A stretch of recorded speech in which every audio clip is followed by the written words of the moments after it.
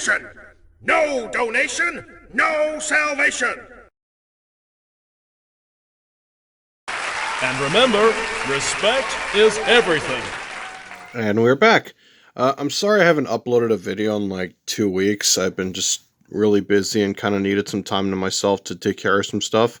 I also recently got my old phone back, which I was using for a camera for the majority of the time that my channel has been around.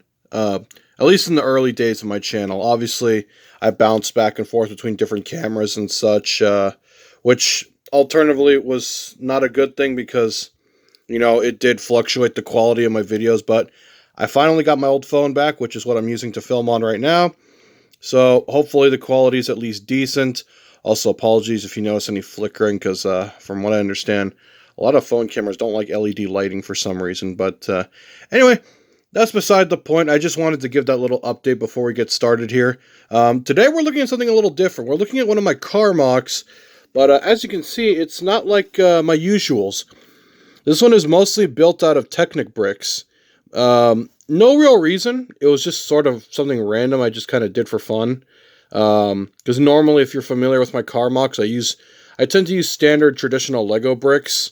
And I usually stick to the 8 wide format, like most modern Speed Champions cars. But yes, this is the Jalopy from Half-Life 2 Episode 2, which, if I remember correctly, is semi-modeled after a 69 Dodge Charger. Or at least the back half and the front are. As you can see in the game, the car was mostly a stripped-down buggy-like vehicle.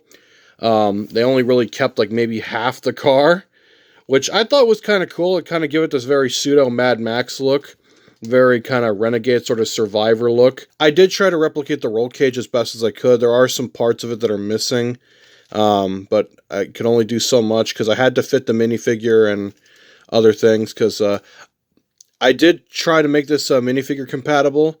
So here, let's go ahead and show that off real quick. And yes, we will talk about that in a second. You can fit a minifigure. One thing to keep an eye out for, though, is the kind of headpiece they're wearing, because it doesn't like certain headpieces, because getting the minifigures to fit properly was a bit of a challenge. So it doesn't actually plug into the bottom. Their feet plug into where the gas pedals would normally be, or clutch pedals if it was a manual car. But if I remember correctly, the car in the game was actually an automatic. It can fit a minifigure, and I imagine if you did make a Gordon Freeman figure, which I do plan to do, like I said, my main focus is the vehicles on this channel. So naturally, I tend to forget to include the minifigures. Not that I don't have the parts to do it, my focus is primarily the cars. But there's the back of the vehicle. No functioning trunk, but, I did actually manage to incorporate a pullback motor using this really old school, I think it was the Stunt Racers series?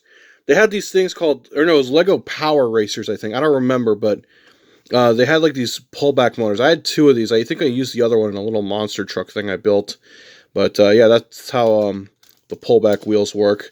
So if you really wanted to, you could, pull the wheels back and have fun with that. So there's that. Now you're probably wondering what this turret is. So if you've played the game Renegade Ops, this car actually makes an appearance as a DLC car. In the game Renegade Ops, you can use the car, and Renegade Ops is basically a top-down car combat game where you basically use vehicles to fight terrorists and stuff like that. Basically, think of the Expendables if they had like modified cars and stuff. It's a really cool game, and it is on Steam for anyone that's interested at the time of this recording. So yeah, I included the maxed out version of the turret, and the turret does work. You can, I'm not going to do it because I don't want to send studs flying everywhere, but the guns do work. So if you wanted to try that out, you can.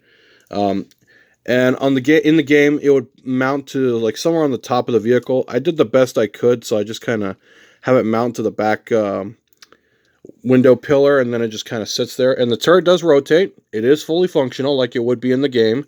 So you can, take out the enemies and such, but that only really applies to the Renegade Ops game. But I just thought I'd include that. And yeah, the roof is a little wobbly to accommodate the minifigure, but let's go ahead and get that driver out of there. And it can fit 2 minifigures, so if you want to have a passenger in there, you can.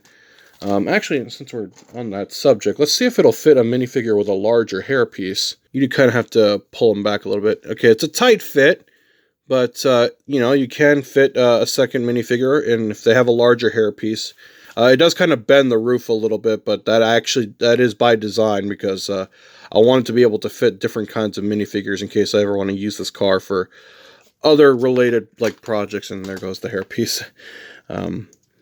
Warning, this car may cause baldness. But anyway, I just wanted to show that off. Let's go ahead and get the test pilot out of there too. Anyway, I hope you guys enjoyed this mock. I know it's not the most exciting thing in the world. It is basically just a car. But again, I wanted to start off with something light since I haven't recorded videos in like 2 weeks.